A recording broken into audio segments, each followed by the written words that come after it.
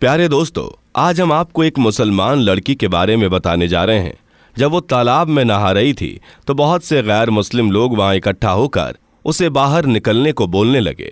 लेकिन उसके बाद कुछ ऐसा हुआ जिसे देखकर वहां मौजूद सब लोग मुसलमान हो गए। तो दोस्तों, ऐसा क्या हुआ आगे हम आपको बताएंगे। अगर आपने इस वीडियो को लाइक नहीं किया है तो लाइक करें और चैनल को सब्सक्राइब जरूर कर दें। दोस्तों, कई साल पहले की बात है। एक राजा अपने सिपाहियों के साथ कहीं जा रहा था। वो राजा मुसलमान नहीं था। उस वक्त बहुत गर्मी थी और गर्मी की वजह से उसे नहाने की हाजत महसूस हुई। तो वो करीब ही तालाब में नहाने पहुंचा। वहां जाकर क्या देखता है कि तालाब में पहले से ही कुछ लड़कियां नहा रही थीं, क्योंकि वो तालाब लड़कियों के नहाने के लिए था। लड़कियों ने जब राजा को तालाब के पास आते देखा तो फौरन ही तालाब से बाहर निकल आईं। लेकिन एक लड़की तालाब में बैठी रही। राजा ने उस लड़की से पूछा, तुम क्यों नहीं निकली? लड़की ने घबराते हुए कहा, यह जगह लड़कियों के नहाने की है और इस वक्त मेरा लिबास ऐसा नहीं है कि मैं किसी गैर मर्द के सामने आऊं। लड़की के मुंह से यह बात सुनकर राजा की शैतानी हवस जाग उठी। उसने कहा, मैं राजा होने के नाते तुम्हें हुक्म देता हूं कि ऐसे ही तालाब से बाहर आओ, मैं तुम्हें देखना चाहता हूं।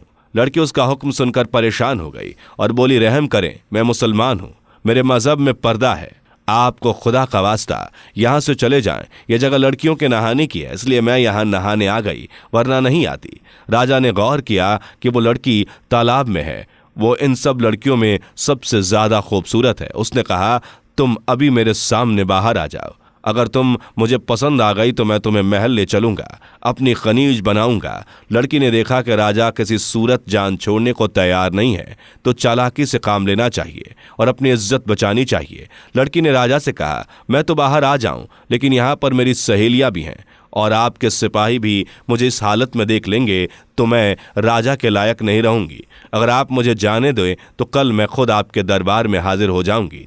लड़की की बात राजा के दिल को लगी और वो सिपाहियों को लेकर वहां से चला गया। अगले दिन राजा बेताबी से उसका इंतजार करता रहा, लेकिन वो लड़की दरबार में न आई। तो जालिम राजा ने सिपाहियों को भेजा कि उसके घर का पता करो और उसको मेरा पैगाम दो कि राजा तुम्हें दरबार में बुला रहा है। सिपाही चले गए और वापस आकर बताया कि वो मुसलमान सुनार की बेटी है। हम आपका पैगाम बाप बेटी तक पहुंचाए हैं। राजा दूसरे दिन भी इंतजार करता रहा, लेकिन लड़की ना आई। राजा को बहुत गुस्सा आया, उसकी बेचैनी बढ़ती जा रही थी। अगले दिन जालिम राजा ने सिपाहियों को हुक्म दिया कि जाओ उन दोनों बाप बेटे को गिरफ्तार करके मेरे सामने हाजिर करो। सिपाही फौरन रवाना हुए। वो सुनार के घर जा पहुंचे, मगर आगे से दरवाजा का ताला लगा हुआ था। लोगों से पूछने पर पता चला कि वो कल रात ही घर छोड़कर चले गए। जब इस बात का इल्म जालिम राजा को हुआ तो वह गुस्से से पागल हो गया। उसने सिपाहियों को हर जगह दौड़ाया, मगर उस लड़की और उसके बाप का कुछ पता न चल सका। फिर उसने सल्तनत में ऐलान करवा दिया कि जो उस सुनार और उसकी बेटी का पता लगाएगा उसे 1 किलो सोना इनाम में दिया जाएगा। लेकिन फिर भी कुछ हासिल न हुआ, लड़की का कोई पता न चल सका।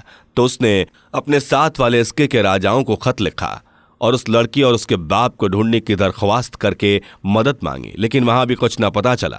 ऐसा लगता था उस लड़की को जमीन निगल गई या आसमान खा गया। एक रात वो जालिम राजा सोया हुआ था तो उसको ख्वाब आया कि जिसमें दरिया के किनारे एक झोपड़ी नजर आई। राजा झोपड़ी को देखकर हैरान होता है कि ये इस वीराने में किसकी झोपड़ी है। ये देखने के लिए उस झोपड़ी के पास गया, अंदर दाखिल हो गया तो उसे एक दाढ़ी वाले बुजुर्ग नजर आए। उन बुजुर्ग के साथ एक लड़की बैठी हुई थी। इससे पहले कि राजा लड़की का शक्ल देखता उसकी आंख खुल गई। राजा समझ गया कि ये वही बाप बेटी हैं जो इस झोपड़ी में छुपे हुए हैं। वो उस इलाके को जानता था। अगली सुबह उसने सिपाहियों का दस्ता तैयार किया और सीधा दरिया के किनारे उसी जगह पर पहुंच गया जो उसके ख्वाब में नजर आई थी। झोपड़ी के पास पहुंचकर उसने सिपाहियों को वहीं रुकने का हुक्म दिया और खुद झोपड़ी के अंदर चला गया। वहां क्या देखता है कि कमजोर से दिखने वाली बीमार लड़की सो रही है और वहीं पर जानमाज पर बैठकर एक सफेद दाढ़ी वाला आदमी दुआ कर रहा है, ऐ मेरे पालने वाले रब, हम कब तक जालिम राजा से छुपते रहेंगे जो चंद लम्हों के लुफ्त खातिर मेरी नादान बच्ची की इज्जत खराब करना चाहता है और जहन्नुम की आग खुद पर वाजिब करना चाहता है।